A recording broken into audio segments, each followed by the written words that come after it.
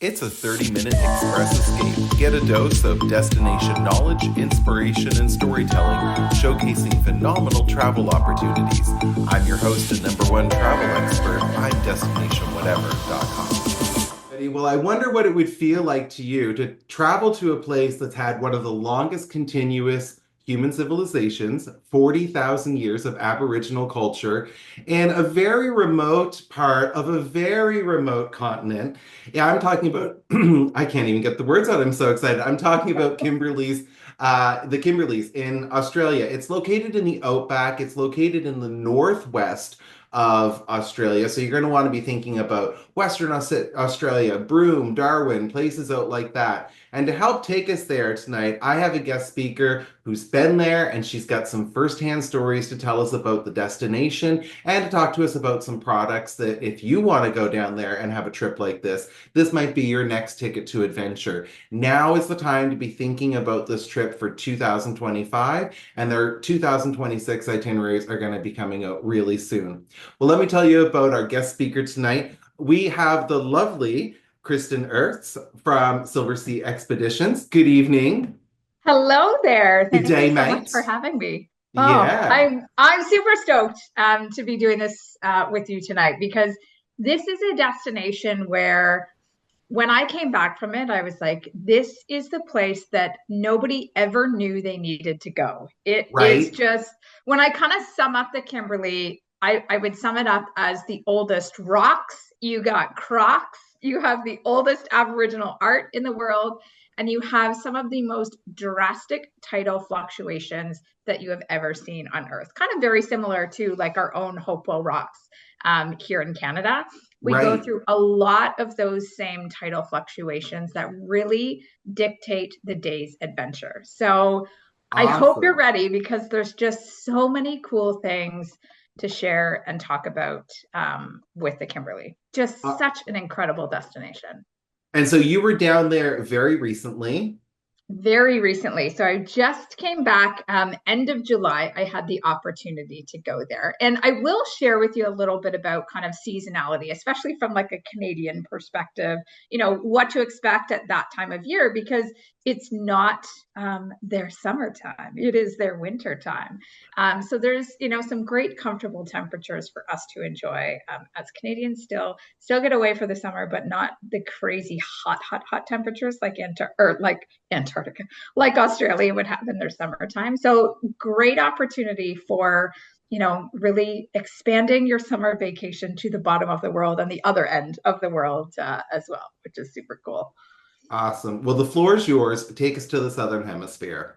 Thank you so much. So this I just love. It's kind of a nice little snapshot of what the Kimberley has to offer. Again, as I mentioned, it has some of the oldest rock formations in the world. We're talking over 2 billion with a B years old.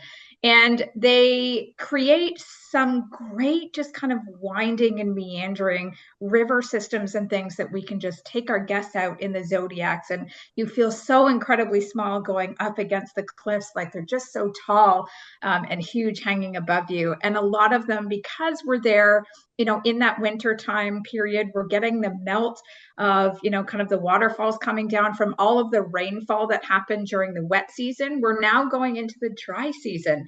So all of that rainwater is just coming down the sides of the cliffs, and it can be great opportunities for our guests to maybe have a little dunk or two with the Zodiac under the waterfalls. But so many great opportunities to see unique bird life. Crocodiles, we have the experience of both saltwater and freshwater crocodiles here.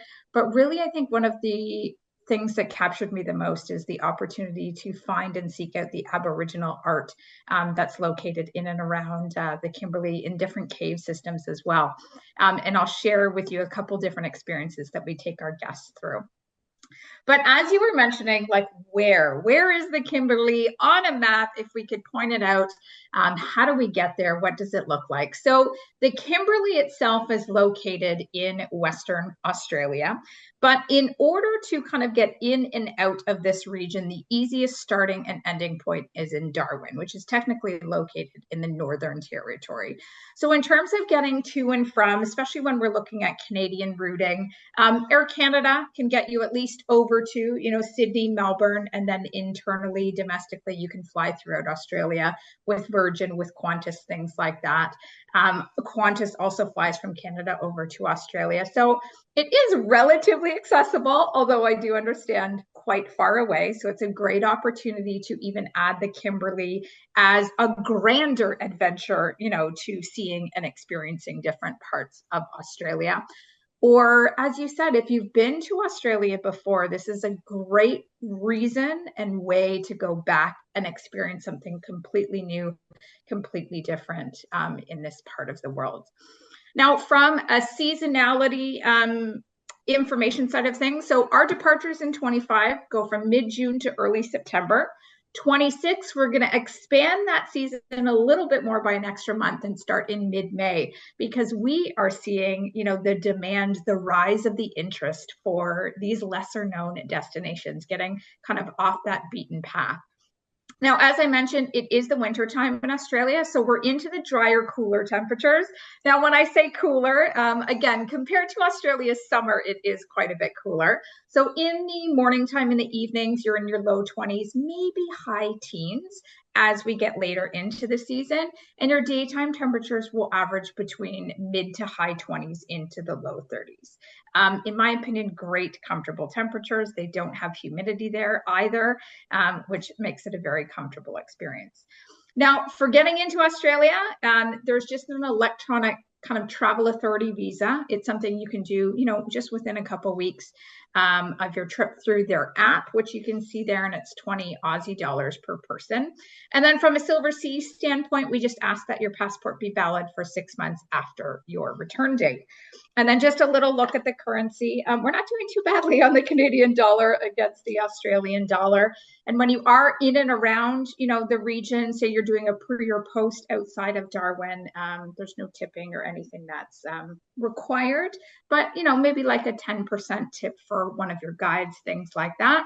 But anything you're doing with Silversea comes included, comes as a essentially pay one price. Everything comes included, both on ship and off ship. And we'll go right through that very exhaustive list. So we can even include right down to your international airfare, getting you from Canada over to Australia, your pre and post, all of your transfers and luggage handling. Now, the on-ship experience with Silversea, we are all ocean view suites. Most of them come with a private veranda. We have butler service with all of our suites for that very personalized, special touch experience on board. All of your dining, all of your, beverages, even if you want in-suite for those experiences, that all comes included. Your gratuities are included, your Wi-Fi is included, and most importantly, all of your off-ship activities come included, with the exception of 2 very special experiences, which are limited numbers, and I'll show you why those ones do have a charge. But your Zodiac cruising, all of the activities that your expedition team will take you ashore to do. We'll go hiking, we'll go Zodiac cruising, we'll take you for these little dips under the waterfalls with the Zodiacs. And we do that with such an experienced expedition team. We are the longest operator, aside from some of the local operators in Australia, we're the longest sort of external operator in the Kimberley. We've been there for over 10 years now. We have some of the most tenured expedition team delivering this experience for our guests. And we have some of the largest expedition teams in Zodiac fleets, because we want to give our guests the most opportunity to be off ship in the destination, experiencing at the same time.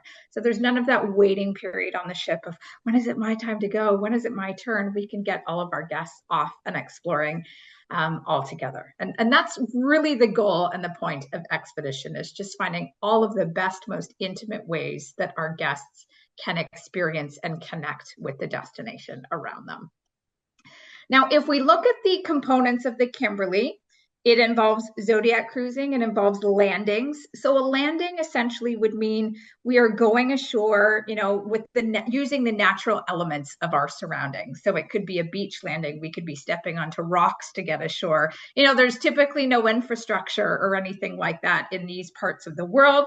So we just use the natural landscape around us to get our guests ashore. And we can go off and do hikes. We can go into the cave systems to find the native art. And we do have a couple travel flight seeing excursions. These are the two, the only ones that do have a cost, just because, of course, for helicopters and the smaller planes, they are limited in numbers. But our expedition team will also, all throughout the experience, share their own insights and their own, kind of scientific research that they have done about the Kimberley, to just add that on-ship educational aspect to the expedition as well. So you're kind of always going to be living and breathing the Kimberley, whether you are off ship and even when you are on ship as well. So if we look at kind of our standard 10-day itinerary, this one is round trip out of Darwin. We offer this in both 25, and we actually offer quite a few more of these in 26 as well. Darwin is the easiest, again, kind of international airport city to be going in and out of. And this is 10 days. So there is great opportunity. You've taken all that time to fly over to Australia to make this a larger, grand, adventure, a longer vacation to experience more of Western Australia, or even mix in, parts on the east coast of the continent as well. But let's kind of dive into the itinerary, the nitty gritty of what's involved when you go to a place like the Kimberley. Now, a lot of it, again, is based around kind of these amazing sandstone cliffs that are just surrounding you completely, and trying to find kind of the different wildlife that can be found and scattered throughout. So the Ord River is a little bit of a unique situation. This is actually the only spot in the Kimberley where you can find the freshwater crocodiles.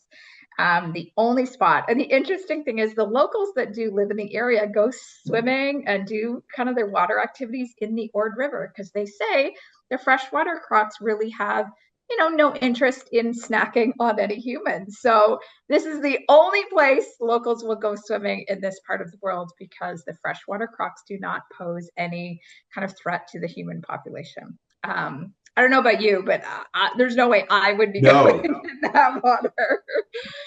We can also hope to see things like the little rock wallabies, and they're typically up in kind of the little corners of the rocks throughout. We look for wildlife like the sugar bats, like the kingfisher as well.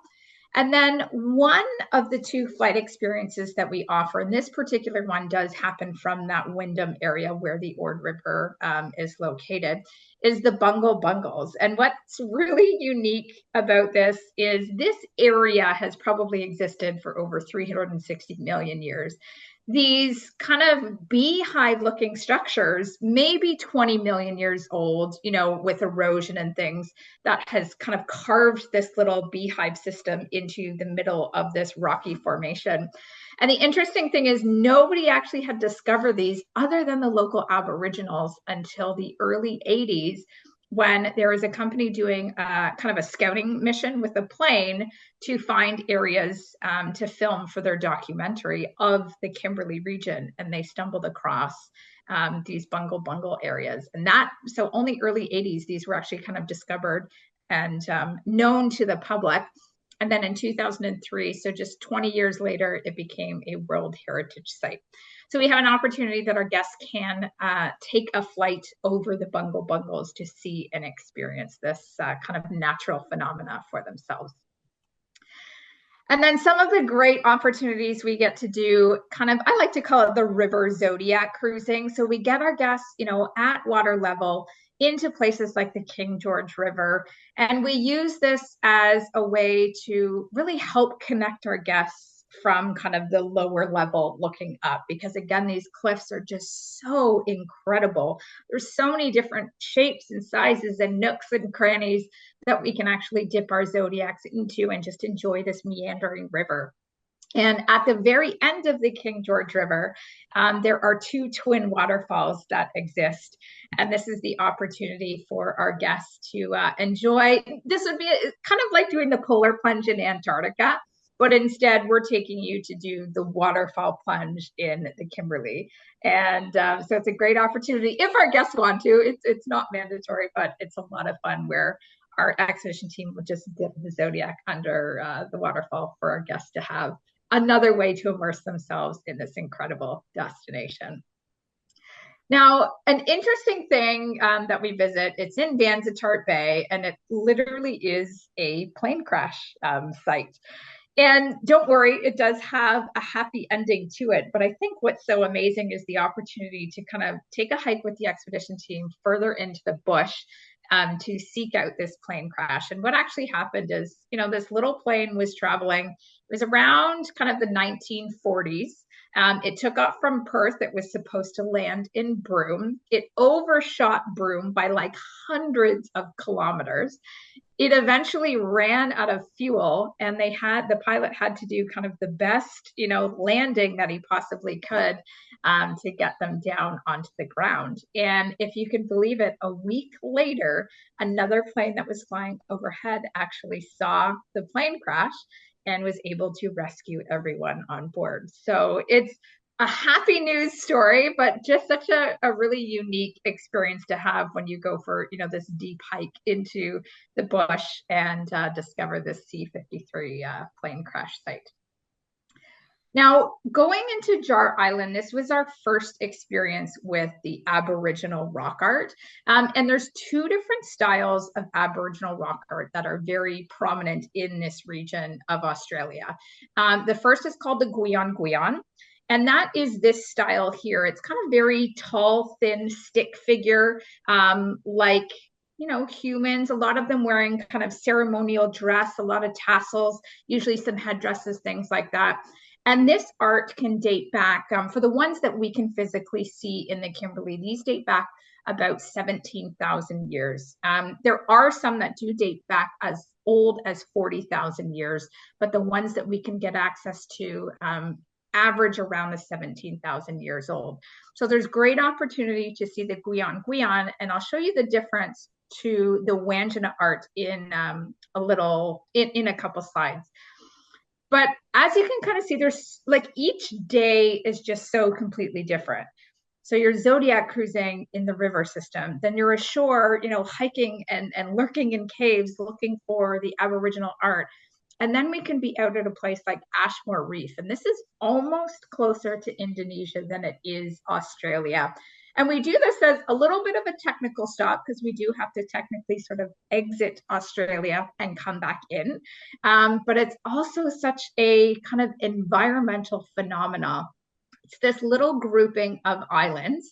And this largest island here that you see has hundreds of thousands of migratory birds, seabirds that come to this little section, and they breed. They use it as just kind of a stopover on their way further north. And it is a protected area, so we're not allowed to take our guests ashore. We get to explore via Zodiac around kind of this safe zone, sanctuary zone that they call it, for Ashmore Reef. And what's amazing too is the water is just so perfectly bright blue. So we get to see a lot of, turtles and maybe some black-tip reef sharks, things like that are swimming in the water. But again, this is a destination where we're not really allowed to partake in swimming, snorkeling, kayak activities because of the constant risk of the saltwater crocodile that can be found in and around the Kimberley region.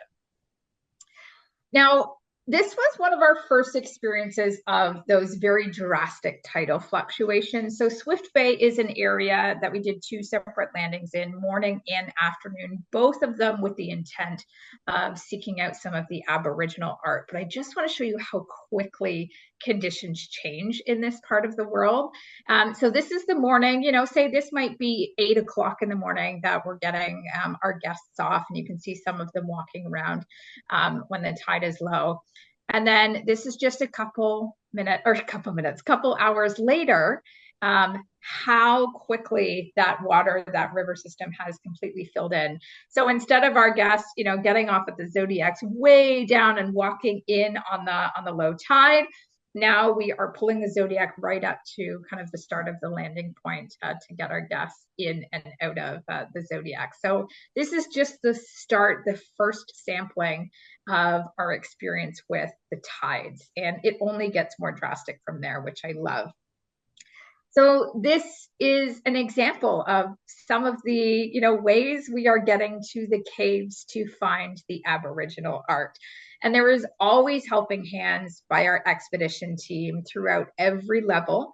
But for somebody that might be concerned with mobility or things like that, what actually happens is The night before the following day, our expedition team will go through all of the next day's activities. They'll show these types of images so that our guests can understand what's involved if they do want to go and see this particular Aboriginal art, what your footing situation would be like, what footwear should you wear, should it be closed-toed, should it be heels, should it be like flip-flops or sandals, or is it better to have kind of a solid runner or hiking boot. So the expedition team is always there to make sure these situations are safe, to make sure that our guests are taking their time in these scenarios as well, because again, it's not human infrastructure. We are working with the natural landscapes so that people can decide, what is within their comfort level. And if it's not this, maybe they would choose Zodiac cruising instead, that type of thing. But also just kind of the discovery of getting to some of this rock art and just some of the positions of where it can be located. So this particular rock art style is called the Wandjina. So these ones are more kind of about 8,000 or 9,000 years old. And you can see they involve a lot more kind of wildlife, probably more things that they were seeing, in and around their settlements at the time. Maybe some ducks represented here as well. And sometimes it can be, require a little bit of some dexterity to get down on your back to be able to see some of the rock art that is above you as well. So you can see even just with like laying the tarp down, they're always trying to make sure it is comfortable and easier for you to see and experience the rock art. But I think that's some of the excitement of taking an expedition to find this, is just how and where, the journey we take in order to witness these amazing things. And what is interesting is there are, still Aboriginal kind of communities located throughout the Kimberley. We do, towards the end of the expedition, actually visit one of them, and we learn about how they preserve, the rock art within the region that they live, to make sure that it continues the tradition on, for another hundreds of thousands of years to come. Now, one of the second flight seeing experiences we have is above the Hunter River system to a place called Mitchell Falls. This one is, instead of the small plane, we use helicopters. And we do actually offer, multiple departures. So they'll be going back. It's about a 20 to 25 minute kind of one-way visit to get to Mitchell Falls. So we keep the helicopters going back and forth all morning so we can try and accommodate as many people that might be interested in this type of experience. So I was the first group out. And while these helicopters are going on, our guests are off in the Zodiacs as well, doing a nice little expedition down the Hunter River. But this was just kind of some of the photos we took from, the aerial view. And you can see this is very much an experience of low tide. You can see all of the kind of the mud and everything in and around the mangroves. Just some of the helicopters don't have any sides to them. There's no doors. So you are like right in the action of the region that you're flying over. And then we take you up to Mitchell Falls. So we don't land right at Mitchell Falls because it's quite rocky right around the falls. There is sort of a flatter landing platform a little bit further away. It's about maybe a 10-minute hike from the landing platform to get over to this amazing view of the 3 cascading waterfalls of Mitchell Falls. So really incredible opportunity. If anyone has the chance to go to the Kimberley, I do recommend taking one of the flight seeing experiences. So now for the guests that aren't doing, the helicopters, our guests are now Zodiac cruising, looking for the crocodiles in Hunter River. And one of the highlights of low tide Zodiac cruising in the morning is because that's when the saltwater crocs are out looking for their morning meal. So there's lots of great opportunity to view the saltwater crocs on this particular day. And they're still surprisingly, difficult to immediately see. You can see he's very similar in color to the mud flats that are located around. So it does take a good sharp eye to locate them. I kind of relate it to, being in, a safari vehicle and trying to seek out and find, the elephants and things like that. It's very similar doing that in your Zodiac, looking for the saltwater crocs. You can see there's kind of one just quietly sitting on its own out in the mud flat there.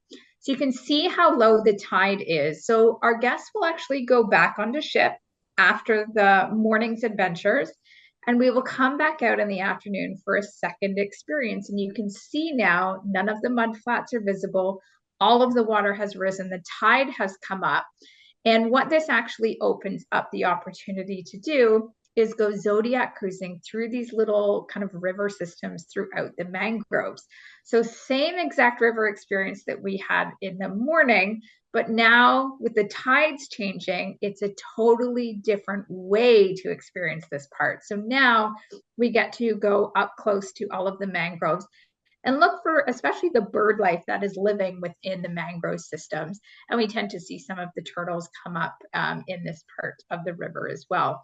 So it's like the same river, but you're getting a completely different experience in the morning that you are in the afternoon. And it's all because of the tides. Now, kind of the grand finale when we're talking about tidal fluctuations is Montgomery Reef. And if you can imagine this photo even 2 hours earlier, and it would be our ship just sitting there, and it would look like it was ocean as far as the eye can see. Like you wouldn't see any of this. And you're probably thinking, like, I remember getting up and being on my, balcony in the morning, having my coffee, and I'm like, I don't get it. Like, what are we doing today? Because it just looks like the ship is in the middle of the ocean. There is nothing around us.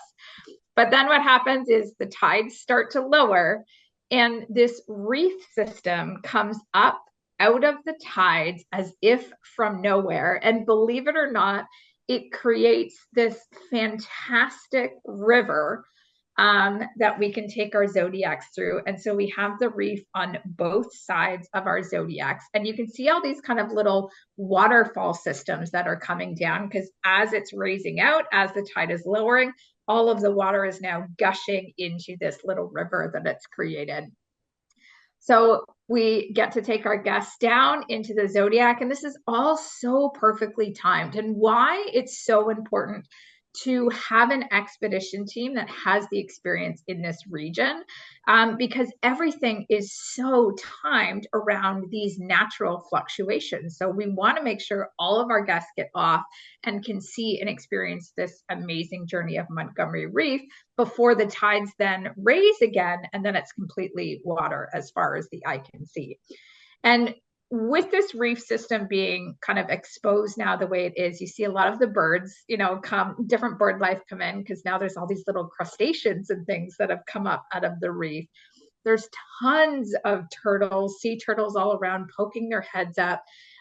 It's just such an amazing experience. So this is kind of what it looks like, water level, when you're in one of those little kind of waterfall systems gushing off of the reef. It is a natural phenomena unlike anything you have ever experienced in the world. It is probably one of my most favorite days in the Kimberley because you just can't imagine how incredible Mother Nature can be. And then you go and have this experience with Mother Nature in Montgomery Reef. It's absolutely unreal. And then continuing on from there, again, still more opportunity to now see and experience some of the Aboriginal art with the actual locals. There's this fantastic place called Freshwater Cove where there is a family that still locally lives there, and they are there to preserve and protect the art that is located. It's about a 30-minute kind of soft hike into the bush area. So our guests get to go ashore, and the local family does a welcome to country ceremony with all of our guests. And they mark all of our guests with kind of the ochre, which is what is used to design and create some of the local Aboriginal art. And again, it's just a great way to welcome our guests to the land to appreciate this very special site. So this was the daughter with our guests. And then we take the hike with the expedition team. Again, it's relatively flat. It's just that there's, some boulders and things like that on the sides of the trail there. So great opportunity to stretch your legs, get a little bit further into the outback. And then we went and met the father, and he was waiting for our guests at one of the cave systems that has a number of different pieces of the Wandjina art. And he showed us kind of the process of how he touches up some of the art to make sure that the imagery can sustain and be last and can last for another few thousand years. And there's so many different kind of stories and tales behind all of it, and a lot of it too, they said is just kind of their everyday life that they are painting onto these rocks, sort of their way of survival, what they would see and experience from whether it was predators, whether it was just day-to-day food that they're eating, and maybe some of the spirits that would come and kind of haunt their kind of cultural cave system areas and things like that. Like just so many interesting ways to see and interpret the Aboriginal art all throughout the Kimberley region.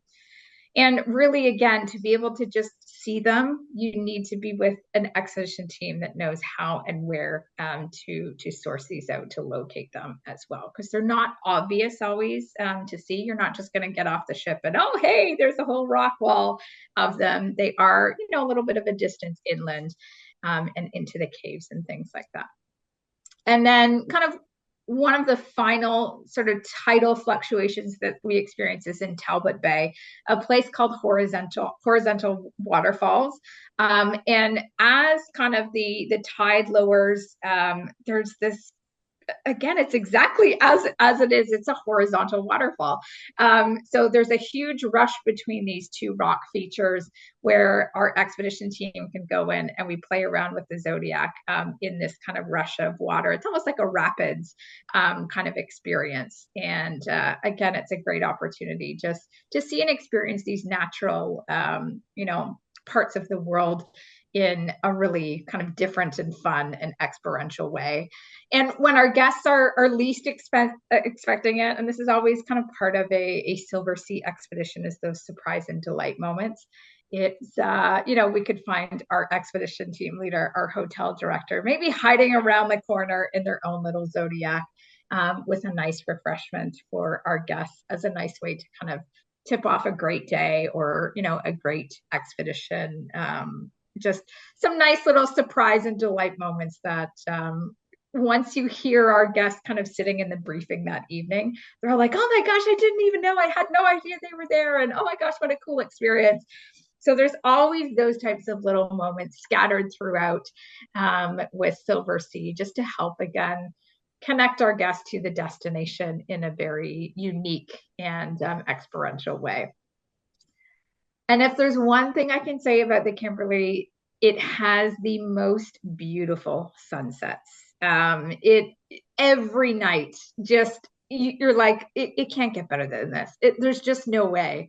But every night there was just some magic happening with the light and the clouds and everything around you. And it just made for, kind of a special evening. We have this one restaurant called The Grill that you can eat outside on the pool deck, and you get to kind of do your own hot rocks dining with, steaks and chickens and vegetable and things like that. And it's so special having that done. And then you're seeing this amazing sunset happen all around you. It's just, again, such a great way to, you're on this small, intimate ship in the middle of nowhere. And you just feel like, you're the only one seeing and experiencing this amazing part of the world.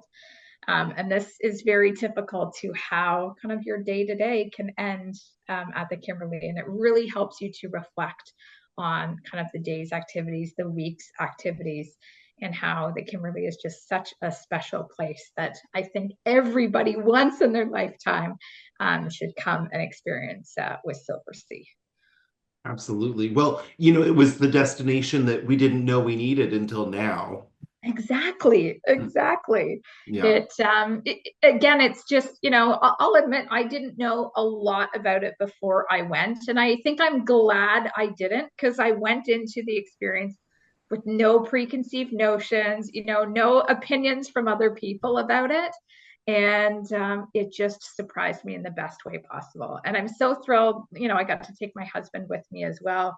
And my husband, who has done, several other expeditions with me, he came back from the Kimberley and he said, oh my gosh, this might have even rivaled, my experience in Antarctica with you or in the Galapagos. So even though it's not a hugely wildlife heavy destination, um, I think the scenery, the surroundings, just the feel of the Aboriginal culture is really what captures you in this destination. I agree. And from my perspective as a travel agent, I see so many people, they want to go to Australia. It's once in a lifetime. It's a big trip from our part of the world to that part of the world. And they always want to see the reef and they want to see the outback. And going through our presentation tonight, you showed me that this is a way to combine reef and outback. And Yeah. so I think this would work really nicely with a transit in Sydney or Melbourne for a few days and then head up to Darwin and get going with this expedition. Absolutely. And we also have some longer expeditions that tie in the Kimberley as well. So we can do 16 7-day combinations between the Kimberley and Indonesia. So think Pink Beach, Komodo Island, and combining that with the Kimberley. So if you're like, I want to make this the largest part of my trip and maybe do a pre in Bali, a post, somewhere throughout Australia, we do have those longer options to build in a little bit more of kind of the beach, the water, the snorkel. We can do some of that over in Indonesia, Yeah, and the yeah. culture And before going another thing, into. your presentation made me think about when you mentioned heels. I was thinking about the movie Priscilla, Queen of the Desert, because I think because what I think is awesome about Priscilla is it shows us that you can go to a spot as remote and as inaccessible as the outback, but you can still be fabulous about it. And I think when I saw this, Absolutely. I was like, oh, this is a way to get right in the heart of the outback, but still be fabulous about it. So. And okay, the heels was maybe a slip of the wrong word, but you know what? I think that's kind of the spirit of expedition, though. Go with the flow, Absolutely. go with what you're comfortable with, embrace and experience everything that's in front of you, because that is just the true beauty of expedition cruising, in my opinion. It's experiencing nature on nature's own terms. And we just embrace it, go forth, make it kind of a new adventure, and go into it with open eyes, flexibility, and you'll have an absolutely incredible, incredible experience. Awesome. And thinking of Australian films makes me think of Crocodile Dundee, especially with those helicopters that you showed in Yeah. your presentation. One final question for people considering heading out there. If they were, wondering, oh, should I not? Are the animals going to get me? If they had the objections, what would you say to somebody who is teetering like that? You think they're worried about like crocodiles and things like that? You Yes, don't people you don't think need. they're all going to get me in Australia, all the honeymoons and The funny everything. thing is, like, I know we look at Australia for like, oh my gosh, there's snakes everywhere. There's massive spiders everywhere. Like everything that's going to kill you is in Australia. I can promise you, you're going to experience very, very, very little of that. Like I did not see a single snake when we were there. Didn't see any major spiders. Sure, maybe some smaller ones up in the cave systems and stuff. And the crocodiles is something where, our expedition team do take our guests through crocodile safety. Like we would go through polar bear safety in the Arctic, we go through the same thing down in the Kimberley. And it's why we don't go snorkeling. It's why we don't go kayaking, because we recognize the threat. And know that you are going to a part of the world with trained professionals. These people have been guiding in this part of the world for over 10 years, a lot of them local and live in Australia.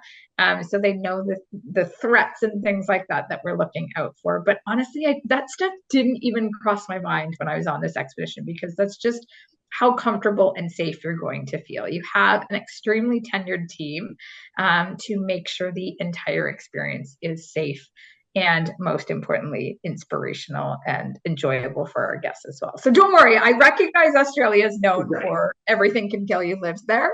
Yeah. But in the parts of the Kimberley that we're in, really the saltwater crocodile is the main kind of threat that we see. And oftentimes the Zodiac is a much larger vehicle compared to the crocodiles. They're pretty intimidated by us, and they tend to just kind of swim off and disappear if we are nearby. Perfect. Well, okay, so we've got the fabulousness of Priscilla, Queen of the Desert, and we've got the land knowledge of a Crocodile Dundee. And I would also just say, as we wrap up, your presentation also showed such thoughtfulness and consideration of respect and integration of the Aboriginal culture. And Yeah. I think doing that in a way that's really responsible and authentic. And it just makes me also want to give gratitude not only to you tonight for speaking, but just to the Aboriginal caretakers and custodians of the land that have been living there for, 40,000 years. Like I said Yeah. at the beginning, it is the planet's oldest continuous civilization. And so while we can talk about the spiders and the snakes and everything that's going to get you in Australia, humans have been there for a very long time. And Yeah. we're only asking you for 10 days, 10 days. Come Exactly, just 10 10 days. And days, I 10 days. promise we have not lost a guest yet. So Good, good. Because that's just great. Because I love this. So, look, folks, if you're watching this video, maybe you're watching it a day after our presentation, or, with things on YouTube, maybe you're seeing this a little while after our presentation. Don't worry if you need up-to-date information. You can get in touch through my website. The coordinates are there on the screen. You can get in touch through destinationwhatever.com, and you can send me a message. You can ask what the upcoming if you want the schedule of upcoming sailings and itineraries, I can get you that. I can get you up to the minute pricing. If there's any promotions that are happening, because of course promotions can come and go, we can let you know about that. If I don't have the answer, we'll work together to get you the answer so that we can get you to the Kimberley. That's what we're committed to, getting you down there and having a fabulous experience. Anything last that you want to tell our people tonight? I would just say thank you so much for taking the time to learn about a new destination, especially too, because I think some people hear the Kimberley and they're like, I have no idea where that is. I don't know what's involved. Totally. And thank you for just opening your eyes to new experiences in new parts of the world. And we hope to have you on board on a future sailing. Totally. Well, it made me think of Kimberly from Melrose Place, but that's just me. All right. So, anyway, folks, before you log off, I just want to let you know before the holidays, I have one more upcoming travel presentation. That will be on December 16th. Katie from Explore is going to be dropping by, and she's going to be talking about their new 2025 walking itineraries in Europe. So if you're thinking about something continental, if you're eating a lot of Christmas cookies, and I know I will be when I'm wrapping up presents and such, maybe you might want to think about a walking holiday. And then in the same spirit of walking, we've got the first planned talk for 2025. Hillary's going to be coming by, and it's going to be a holy riot, literally, because we're going on the Camino de Santiago, the holy pilgrimage. And it doesn't have to be just religious. Maybe it's a personal pilgrimage that you want to go on for 2025. You want to set some goals and you want to go and do some fitness. So we're going to have some upcoming travel presentations. Past travel presentations, of course, you can find those on my website. I love to put these presentations out there so you can feel educated and inspired about the world around us and what you can experience. And you can make sure to go to my website to get in touch with me if you have any questions, read the newsletter, or for anything you need. It all starts by going to destinationwhatever.com. Thank you so much, everybody. And until I see you again, take care. Merci beaucoup. And auf Wiedersehen. Thank you for watching. This has been a Destination Whatever travel production. Subscribe for all my content. Facebook at Destination Whatever, Instagram at destinationwhatever.travel, and YouTube at Destination Whatever. Or head on over to my website, destinationwhatever.com. I'm your #1 travel expert, helping travelers nationwide explore the world. So get in touch and let's make your travel fantasies come true.